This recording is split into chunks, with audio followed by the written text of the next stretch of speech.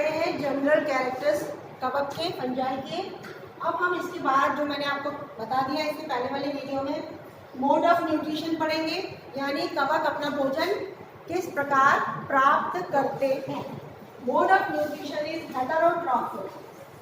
Heterotrophic का मतलब है जो अपना भोजन खुद नहीं बना सकते हैं उनको हेटेरोट्रॉफिक बोलते हैं। भोजन प्राप्त करने के 3 तरीके हैं। 3 तरीके से भोजन प्राप्त करते हैं, पैरासिटिक, सैप्रोफिटिक एंड सिम्बायोटिक। 3 तरीके से कवक अपना भोजन प्राप्त करते हैं। सबसे पहला तरीका है जब कवक किसी जीवित दूसरे प्लांट से भोजन लेगा। वो प्लांट गेहूं का पौधा, चावल का पौधा, कॉफी का, टी का, मूली है, गाजर है, पत्ता गोभी है, सरसों है, कोई भी हो सकता है। जीवित प्लांट के ऊपर कवक अटैक करता है और भोजन ग्रहण करता है जो जिंदा है। तो जब भी वो ऐसा काम करेगा, जब वो भोजन लेगा तो उसके अंदर कोई ना कोई रोग डाल देगा। तो जब भी कवक किसी जीवित प्लांट से भोजन लेता है तो क्या करता है, बदले में उसको क्या दे देता है, कोई बीमारी दे देता है। जैसे सरसों के पत्तों पे आपने देखोगे धब्बे धब्बे हो जाते हैं, किसी में बॉल्स बन जाते हैं, किसी की पत्तियां छोटी हो जाती हैं, किसी के अंदर झाड़ू जैसी संरचना निकल के आ जाती है। अलग अलग नाम सुनिए ना। ये सारे रोग कौन देता है, कवक देता है। किसको देता है, उस लिविंग प्लांट को जिससे ये भोजन ले रहा है। एक तो भोजन ले रहा है, दूसरा उसमें क्या दे रहा है, रोग। तो ऐसे कवक फंजाई कहलाते हैं पैरासिटिक। और मोड ऑफ न्यूट्रिशन कैसा हो गया, पैरासिटिक, यानी लिविंग प्लांट से भोजन ले रहा है, साथ में एक रोग दे रहा है। हम अभी एक एक करके जो कवक पढ़ेंगे उसमें हम देखते जाएंगे कि पैरासिटिक जो फंगस है वो किस तरीके से बीमारियां देते हैं, यानी रोग जरूर, एक डिजीज जरूर उसके अंदर पैदा करते हैं। उसके बाद है सैप्रोफिटिक। दूसरा तरीका है भोजन लेने का, सैप्रोफिटिक, यानी मृतोपयोगी, जो किसको कहते हैं, जो डेड प्लांट से, जो सड़ी गली चीजों से भोजन प्राप्त करते हैं। पहले पैरासिटिक में आपको एक और चीज बता दूं कि कुछ फंजाई ऐसे होते हैं कि वो लिविंग प्लांट से ही भोजन ले सकते हैं। अगर लिविंग प्लांट नहीं मिले तो वो खुद मर जाते हैं। जैसे फॉर एग्जाम्पल पक्सीनिया। पक्सीनिया हम पढ़ेंगे, बहुत इंपॉर्टेंट कवक है। इसमें क्या होता है कि ये गेहूं से भोजन लेता है, गेहूं है, बार्ले है, ज्वार है, और ब्लैक रस्ट रोग उत्पन्न करता है। ठीक है, रोग दे देता है गेहूं को और भोजन लेता है। अगर उसको गेहूं नहीं मिला तो पक्सीनिया मर जाएगा। इस तरीके के फंगस कहलाते हैं ऑब्लिगेट पैरासाइट। ऑब्लिगेट पैरासाइट यानी कि उनको पैरासिटिक मोड से ही भोजन चाहिए। यदि वो उन्हें लिविंग प्लांट नहीं मिलेगा तो वो खुद मर जाएंगे। इसके साथ साथ ऐसे भी होते हैं पैरासिटिक फंगस जिनको अगर लिविंग प्लांट नहीं मिलेगा तो वो डेड ऑर्गेनिक मैटर से भोजन ले लेंगे, मरेंगे नहीं। उनको बोलते हैं facultative saprophyte. Facultative saprophyte, for example Ustilago.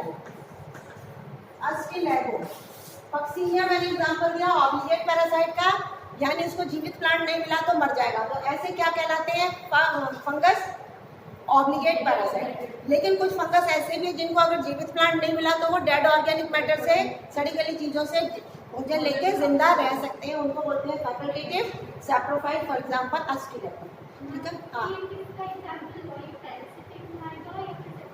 हाँ, तो ये पैरासाइट है क्योंकि रोग दे रहा है ना, क्योंकि ये डिजीज पैदा कर रहा है। लेकिन अगर वो प्लांट अगर अवेलेबल नहीं होगा तो ये, लेकिन आएगा इसका एग्जाम्पल पैरासिटिक फंगस में ही कहेंगे, क्योंकि जो भी फंगस डिजीज उत्पन्न करता है वो पैरासिटिक ही होता है।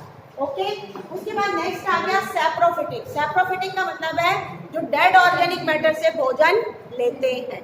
इसमें भी 2 प्रकार है, obligate saprophyte and facultative parasite.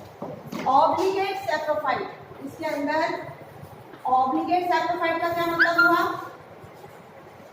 Obligate saprophyte वो हुआ जो केवल डेड ऑर्गेनिक मैटर पे ही जिंदा रह सकता है।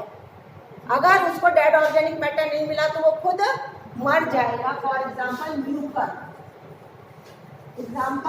म्यूकर, लेकिन इसके साथ कुछ ऐसे भी सैप्रोफिटिक होते हैं जिनको डेड ऑर्गेनिक मैटर नहीं मिला तो वो जीवित प्लांट पे जाकर के भोजन लेने के, उसको क्या बोलेंगे? Facultative parasite. Facultative parasite. For example Fusarium, कहलाएंगे सैप्रोफाइटिक, लेकिन सैप्रोफिटिक में ही आएगा, लेकिन ये हो गए ऑब्लिगेट सैप्रोफाइट, ये हो गए फैकल्टेटिव पैरासाइट। समझ गए ये वैरायटी? उसके बाद तीसरा तरीका है भोजन ग्रहण करने का, सिम्बायोटिक। सिम्बायोटिक का मतलब होता है मिलकर के रहना, सहजीवन। कुछ तुम मेरी मदद करो, कुछ मैं तुम्हारी मदद करूं, हम दोनों एक दूसरे के हेल्प करके अपना जीवन यापन करेंगे। फॉर एग्जाम्पल लाइकेंस में एल्गी और फंजाई दोनों मिलकर के रहते हैं। लाइकेंस का मैंने तुम्हें पढ़ा दिया क्या? टॉपिक नहीं डाला लो अपनी लाइकेंस, मेरे पास बना हुआ रखना, डाल दूंगी। लाइकेंस जो है एल्गी और फंजाई, इसी तरीके से और एक एग्जाम्पल है mycorrhiza. Mycorrhiza is root association, पाइलस का रूट, जिम्नोस्पर्म का रूट और फंजाई, जिम्नोस्पर्म एंड फंजाई का एसोसिएशन है, एक दूसरे को हेल्प करते हैं। कवक हमेशा भोजन लेता है, बदले में मिनरल्स एंड पानी वानी एब्जॉर्ब करके दे देता है। तो ये सिम्बायोटिक एसोसिएशन हो गया। एग्जाम्पल दो है सिम्बायोटिक के, लाइकेंस और माइकोराइजा। ये मोड ऑफ न्यूट्रिशन हुआ। अब हम पढ़ते हैं रिप्रोडक्शन पे आते हैं, जनन पे आते हैं। रिप्रोडक्शन के सारे तरीके मैं आपको बताऊंगी। सबसे पहले एक सिंपल चीज पढ़ो, एक फंजाई कहलाती है यूकार्पिक, एक कहलाती है होलोकार्पिक। ये कंडीशन पाई जाती है जैसे फंजाई के पूरे हाइफी में से कुछ कोशिकाएं रिप्रोडक्शन में मदद करेंगी और बाकी नहीं करेंगी। ऐसे फंजाई जिसमें कुछ कोशिकाएं तो रिप्रोडक्टिव पार्ट्स बनाती हैं, और बाकी सब वेजिटेटिव रहते हैं, उसको हम बोलते हैं यूकार्पिक फंजाई। यूकार्पिक फंजाई वो होती है जिसमें से हाइफी की कुछ कोशिकाएं रिप्रोडक्शन के अंग बनाएंगी, जनन के अंग बनाएंगी, बाकी वेजिटेटिव कायक बनी रहेंगी, तो ऐसी फंजाई कहलाएगी यूकार्पिक। ऐसी फंजाई होलोकार्पिक कहलाएगी जिसमें पूरा वो यूनिसेलुलर ही होता है, एक कोशिकी होती है। कुछ फंजाई केवल एक कोशिका की बनी होती है और पूरी की पूरी वो कोशिका किसमें चेंज हो जाती है? जनन के अंग में, रिप्रोडक्टिव पार्ट में। तो पूरी फंजाई यूज हो गई किसमें? रिप्रोडक्शन में। ठीक है, तो वो फंजाई कहलाएंगी होलोकार्पिक। ओके, अब हम रिप्रोडक्शन पढ़ते हैं, कितने प्रकार का रिप्रोडक्शन पाया जाता है कवक के अंदर। 3 प्रकार का रिप्रोडक्शन पाया जाता है, जनन, वेजिटेटिव, एसेक्सुअल और सेक्सुअल। कायिक जनन, अलैंगिक जनन और लैंगिक जनन, 3 प्रकार का जनन पाया जाता है। वेजिटेटिव रिप्रोडक्शन जनरली फ्रेगमेंटेशन से होता है, यानी खंडन। जब हाइफी, जो मैंने हाइफी बताया ना, जाल, उसके टुकड़े हो जाते हैं, प्रत्येक टुकड़ा नया कवक बनाता है। ये ज़्यादातर सैप्रोफिटिक फंजाई में होता है। फ्रेगमेंटेशन की प्रक्रिया, बडिंग की प्रक्रिया किस में होती है? ज़्यादातर सैप्रोफिटिक फंजाई में। वेजिटेटिव रिप्रोडक्शन मैक्सिमम किस में पाया जाता है? सैप्रोफिटिक फंजाई के अंदर, पैरासिटिक में नहीं। ठीक है, उसके बाद अलैंगिक जनन जो है 20% फंजाई में अलैंगिक जनन होता है। 20% कवक जो है अलैंगिक जनन के द्वारा रिप्रोडक्शन करते हैं। अलैंगिक जनन में स्पोर्स बनते हैं, जिनको हम जूस्पोर भी कह सकते हैं। अगर वो मोटाइल है, स्पोर्स अगर मोटाइल है तो क्या कहलाएंगे? जूस्पोर। नॉन मोटाइल है तो कहलाएंगे कोनिडिया। बीजाणु बनते हैं, स्पोर्स का मतलब है बीजाणु। बीजाणु कैसे हो सकते हैं? गतिमान भी हो सकते हैं और अगतिमान भी, जो भी हिंदी में आप कहते हैं, गतिशील और अगतिशील। ठीक है, मोटाइल और नॉन मोटाइल। अगर वो मोटाइल होते हैं तो जूस्पोर कहलाएंगे और अगतिशील होते हैं तो कोनिडिया कहलाएंगे। अब ये जो बीजाणु है, स्पोर्स हैं, इनका निर्माण एंडोजीनस भी हो सकता है और एक्सोजीनस। एंडो का मतलब होता है अंदर, किसी संरचना के अंदर भी बन सकते हैं। अगर किसी संरचना जैसे स्पोरेंजिया है उसके अंदर बनेंगे, स्पोरेंजिया के अंदर, बिक्नीडिया के अंदर, अंदर यानी किसी एक घर के अंदर बन रहे हैं तो उनका निर्माण कहलाएगा एंडोजीनियस। आप लोग लिखते जा रहे हैं, बहुत अच्छी बात है। नहीं भी लिख पाओगे तो मैं आपको वीडियो शेयर करूंगी, तो आपका जो छूट गया है वो संग के संग उतार लेना। तो जो भी स्पोर्स का निर्माण किसी एक संरचना के अंदर होता है, वो संरचना स्पोरेंजिया भी हो सकती है, पिक्नीडिया भी हो सकती है, तो वो स्पोर्स कहेंगे एंडोजीनस कहलाएंगे। कई बार स्पोर्स का निर्माण ऐसे लंबे लंबे किसी फिलामेंट के ऊपर होता है बाहर, कोनिडियोफोर, उनको कहेंगे कोनिडियोफोर, कोनिडियोफोर, और ये ऊपर से कट करता जाता है, ये बन गए कोनिडिया। तो ये किसी के अंदर नहीं बन रहे हैं, सिरे पे बन रहे हैं, ऊपर बन रहे हैं, तो इसको इस तरीके के जो स्पोर्स है उनको क्या बोलेंगे? एक्सोजीनस। एक्सोजीनस जो स्पोर्स हैं वो यूनिन्यूक्लिएट भी हो सकते हैं और यूनिसेलुलर भी हो सकते हैं और मल्टी सेलुलर भी हो सकते हैं। ये देखिए, ये क्या है? ये एक स्पोर है, ये मल्टी सेलुलर है, ये यूनिसेलुलर है, ये बाइसेलुलर है। स्पोर्स यूनिसेलुलर, बाइसेलुलर और मल्टी सेलुलर हो सकते हैं। तो स्पोर्स की मैंने क्या क्या कंडीशन बताई? स्पोर्स मोटाइल हो सकते हैं, नॉन मोटाइल हो सकते हैं। स्पोर्स एक्सोजीनस हो सकते हैं, एंडोजीनस हो सकते हैं। स्पोर्स यूनिसेलुलर हो सकते हैं, बाइसेलुलर हो सकते हैं या मल्टी सेलुलर हो सकते हैं। ये सब किसमें बनेंगे? अलैंगिक जनन में, एसेक्सुअल रिप्रोडक्शन के अंदर। ओके, अब आते हैं हम सेक्सुअल रिप्रोडक्शन, लैंगिक जनन। लैंगिक जनन जो है, थोड़ा सा इसको हम डिटेल में पढ़ेंगे। लैंगिक जनन में हमेशा दो गैमीट्स बनते हैं, नर और मादा। ठीक है, बातें नहीं बच्चों पीछे। लैंगिक जनन में हमेशा क्या होगा? प्लस और माइनस, मेल और फीमेल, दो प्रकार के युग्मक जिसको कहते हैं गैमीट्स बनते हैं। जो गैमीट्स बनते हैं वो किसी घर के अंदर बनते हैं, उस घर को बोलते हैं गैमीटेंजिया। ठीक है, गैमीटेंजिया। गैमीटेंजिया क्या है? जिसके अंदर क्या बन रहे हैं? गैमीट। गैमीट यानी युग्मक। मेल गैमीटेंजिया को बोलते हैं एंथेरिडिया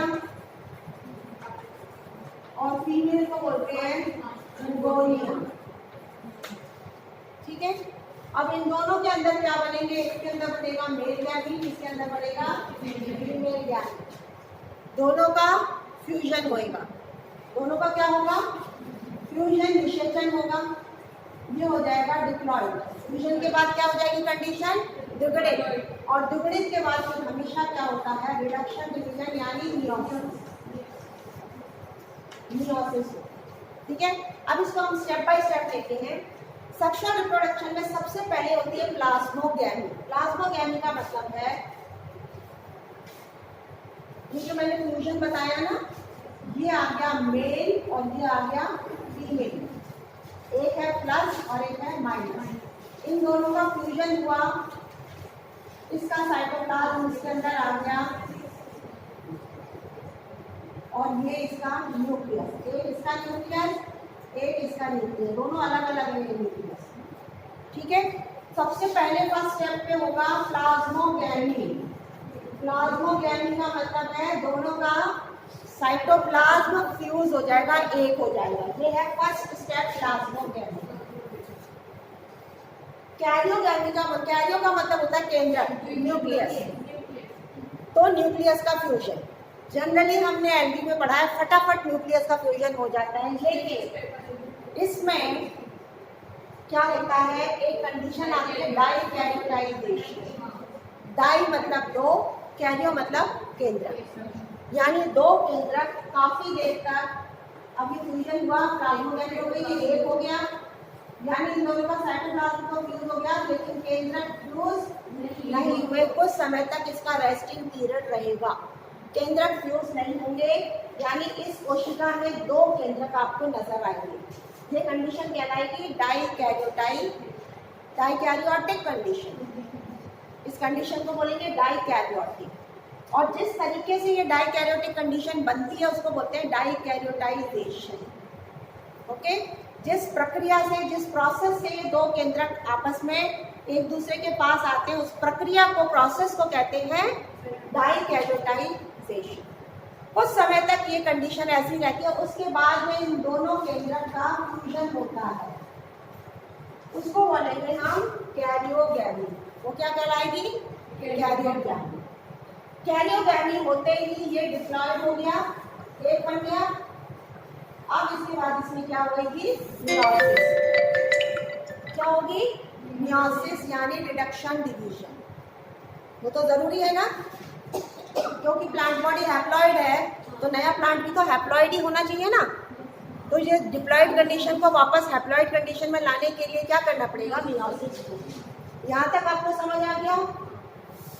अब हम पढ़ते हैं कि ये जो प्लाज्मोगैमी और कैरियोगैमी हुई है, ये कितने प्रकार से होती है कवक के अंदर, अलग अलग तरीके से होती है। क्या क्या?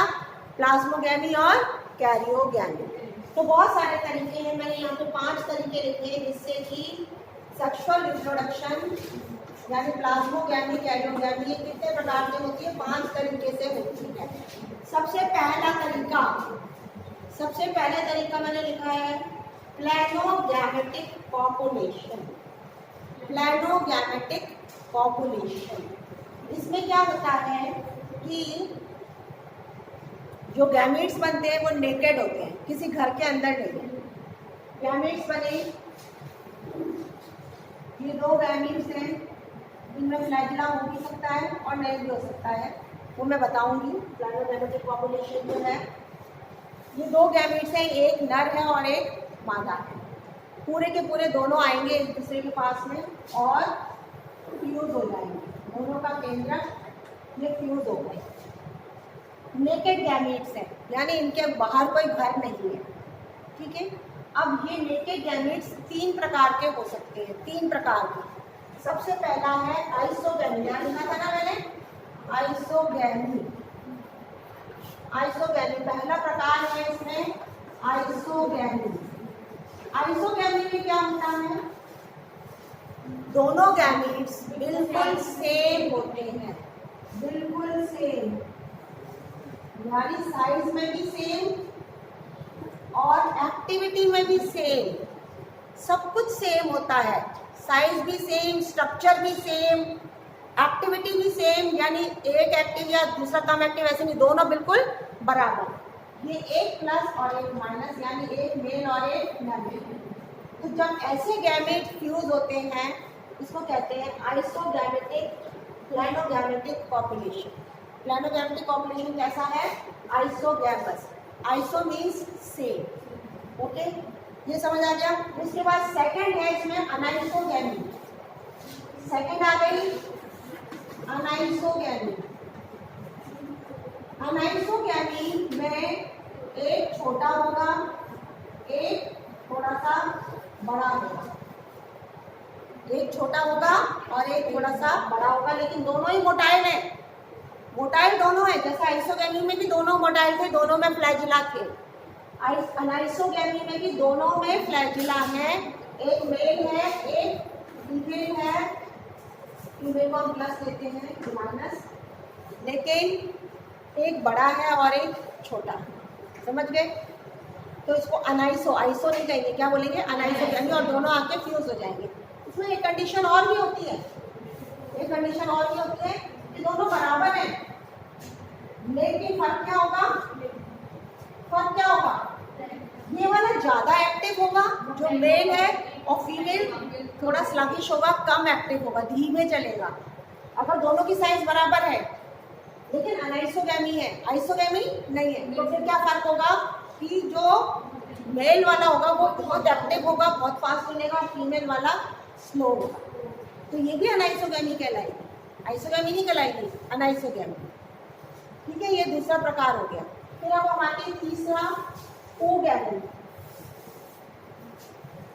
तीसरा क्या है? ओगैमी। ओगैमी में क्या होता है? ये देखिए क्या डिफरेंस लगा, एक मोटाइल और एक नॉन मोटाइल। जो फीमेल है वो नॉन मोटाइल है, मेल है वो मोटाइल। अब इनका फ्यूजन होगा, यानी मेल चल के आएगा किसके पास तक, फीमेल के पास तक मेल चल करके आएगा। तो ये हुआ पहला प्लैनोगैमेटिक कॉपुलेशन। सेक्सुअल रिप्रोडक्शन का पहला तरीका प्लैनोगैमेटिक कॉपुलेशन, या इसमें दो गैमेट्स का फ्यूजन होता है, दोनों गैमेट्स नेकेड। समझ आ गया? अब सेकंड तरीका पढ़ते हैं। टोटल 5 तरीके हैं। गैमेटेंजियल कॉन्टैक्ट। गैमेटेंजियल कॉन्टैक्ट में क्या होता है मैं बताती हूँ। गैमेटेंजियल कॉन्टैक्ट में ये तो बन गया oogonia, जिसमें एग है। ये क्या है? oogonia, female reproductive organ. Gametangia है, मैंने बताया था ना गैमेटेंजिया बनते हैं। प्लैनोगैमेटिक कॉपुलेशन में तो गैमेटेंजिया है ही नहीं, गैमीट्स से डायरेक्ट लेकेड थे वो, गैमेटेंजिया के अंदर नहीं थे। अब हम जितने भी पढ़ेंगे उसमें क्या बन रहे हैं? गैमेटेंजिया। तो ये तो है फीमेल गैमेटेंजिया, और यहाँ से ये आया एंथेरिडिया। ये क्या आया? एंथेरिडिया, जिसके अंदर बहुत सारे मेल न्यूक्लियस है। ये हो गया एंथेरिडिया, ये हो गया oogonia। अब इनके बीच में क्या होगा? ये टच नहीं होते हैं, एक ट्यूब बनता है बीच में, जिसको बोलते हैं फर्टिलाइजेशन ट्यूब। ये जो ट्यूब बना है इसको कहते हैं फर्टिलाइजेशन ट्यूब। इस फर्टिलाइजेशन ट्यूब के जरिए न्यूक्लियस इसके अंदर आएंगे। कौन से? मेल। और उनमें से कोई एक इस एग से फ्यूजन करता है। समझ गए? यानी गैमेटेंजिया का निर्माण हुआ है। किसमें हम क्या पढ़ रहे हैं? गैमेटेंजियल कॉन्टैक्ट। ये सारी वैरायटी आपसे पूछी जा सकती हैं। कितने प्रकार से सेक्सुअल रिप्रोडक्शन होता है? 5 प्रकार से। प्लैनोगैमेटिक कॉपुलेशन, जो मैंने अभी बताया था, आइसोगैमी या लाइसोगैमी हो गई, उसमें डायरेक्ट नेकेड गैमेट्स है। अब हम गैमेटेंजिया के अंदर गैमेट्स बनने वाले तरीके देखेंगे। तो पहला है गैमेटेंजियल कॉन्टैक्ट। इसमें oogonia बना और एंथेरिडिया, इन दोनों के बीच में क्या बना है? एक फर्टिलाइजेशन ट्यूब। उस ट्यूब के जरिए एंथेरिडिया के जो मेल गैमेट्स हैं वो इसके अंदर प्रवेश करेंगे oogonia में। एग्जांपल है अल्ब्यूगो।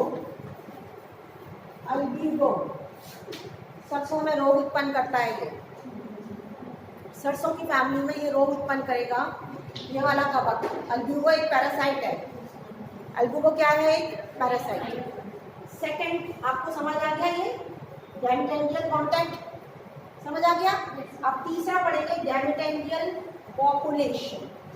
गैमेटेंजियल पॉपुलेशन में क्या होता है देखिए। तीसरा प्रकार सेक्सुअल रिप्रोडक्शन का तीसरा प्रकार है गैमेटेंजियल पॉपुलेशन। ये एक गैमेटेंजिया है, ये एक दूसरा गैमेटेंजिया है, आपस में ये टच होंगे। एक मेल है और एक फीमेल है, ये गैमेटेंजिया है। ठीक है? इसमें पूरा गैमेटेंजिया ही फ्यूज हो जाएगा। ये दोनों गैमेटेंजिया हैं, इसके अंदर ये केंद्रक है, ये फीमेल के और ये मेल के। ये दोनों के दोनों आपस में एक दूसरे से टच होंगे। जहाँ पे टच होंगे वहाँ पे इनकी वॉल्व भित्ति हट जाएगी और फिर किसी एक का मैटर दूसरे में चला जाएगा और पूरा का पूरा फ्यूजन हो जाएगा। कंप्लीट गैमेटेंजिया की एक दूसरे के साथ जुड़ गए। गैमेट्स नहीं, गैमेटेंजिया ही जुड़ गए। For example Rhizopus. राइजोपस के अंदर ये आपको मिलेगी। ओके, बहुत बड़ा वीडियो हो गया ये, 24 मिनट का ऑलरेडी। ये राइजोपस का एग्जाम्पल है, समझ गए? फिर तीसरा हम देते हैं, तीसरा हो गया। चौथा है स्पर्मेटाइजेशन। चौथा सेक्सुअल रिप्रोडक्शन का प्रकार है स्पर्मेटाइजेशन। स्पर्मेटाइजेशन आपको कप्सीनिया में मिलेगा। इसके अंदर क्या होता है? स्पर्मेशिया बनते हैं, जैसे ये है, इसके ऊपर से गोल गोल ये मेल गैमीट्स बनेंगे और नॉन मोटाइल है, इनको बोलते हैं स्पर्मेशिया। इनको क्या बोलेंगे? स्पर्मेशिया। कोई भी गैमेटेंजिया नहीं बन रहा है। स्पर्मेटाइजेशन जो मैं बता रही हूँ, इसमें गैमेटेंजिया का निर्माण नहीं हो रहा है। इसमें डायरेक्ट स्पर्मेशिया यानी मेल गैमेट्स बन रहे हैं गोल गोल किसी हाइफी से, और दूसरे हाइफी जो होंगे सिंपल, इसको हम फीमेल हाइफी कहते हैं, फीमेल हाइफी या फिर रिसेप्टिव हाइफी, रिसेप्टिव हाइफी जो रिसीव करते हैं। ये इसके ऊपर से चिपचिपा सा कोई पदार्थ निकलेगा और ये स्पर्मेशिया इसके ऊपर आकर के चिपक जाएगा। स्पर्मेशिया इस हाइफी के ऊपर आके चिपक जाएगा और फिर उसकी भित्ति डिसॉल्व हो जाएगी और इसका केंद्रक इसके अंदर प्रवेश कर जाएगा। तो ये प्रोसेस पक्सीनिया में मैं आपको पढ़ाऊंगी, इसको बोलते हैं स्पर्मेटाइजेशन, इसको बोलेंगे स्पर्मेटाइजेशन। ओके ओके, समझ आ गया। लास्ट है सोमैटोगैमी, लास्ट है सोमैटोगैमी, सेक्सुअल रिप्रोडक्शन का एक और प्रकार सोमैटोगैमी। अब जैसे ये हाइफी है, ये हाइफी है, ठीक है,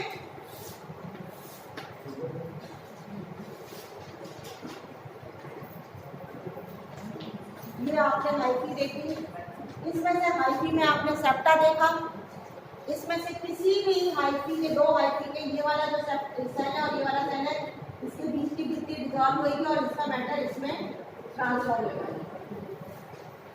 देखो फ्यूजन किसके बीच में हो रहा है, सिंपल हाइफी है, कोई गैमेट्स नहीं बन रहे, कोई गैमेटेंगिया नहीं बन रहा, सोमैटिक हाइफी है, वेजिटेटिव हाइफी। उन वेजिटेटिव हाइफी में से दो हाइफी एक दूसरे के कांटेक्ट में है, उसकी दो कोशिकाएं एक दूसरे के बगल वाली, बीच में ये डिसॉल्व हुआ और इसका मैटर इसमें चला गया और यहाँ पे फ्यूजन हो गया। ये तो यूनिसेक्सुअल कंडीशन है, यूनिकैरियोटिक, और यहाँ क्या कंडीशन हो गई, डाइकैरियोटिक। बाद में ये फ्यूजन होके डिप्लॉयड हो जाएगा। तो ये कहलाएगी सोमैटोगैमी, यानी कोई सेक्स ऑर्गन नहीं बने, कोई गैमेटेंजिया नहीं बना, केवल सोमैटिक हाइफी के दो हाइफी एक दूसरे के कांटेक्ट में आए, उन दो हाइफी के कोई दो सेल एक दूसरे के कांटेक्ट में आए, बीच की भित्ति डिसॉल्व हुई, एक का न्यूक्लियस दूसरे में प्रवेश कर गया, उसका साइटोप्लाज्म भी प्रवेश कर गया, थोड़ी देर के लिए डाइकैरियोटिक कंडीशन रही और उसके बाद में फ्यूजन हो गया कैरियोगैमी। तो ये सारे जनरल कैरेक्टर्स कंप्लीट हुए आपके। Thank you.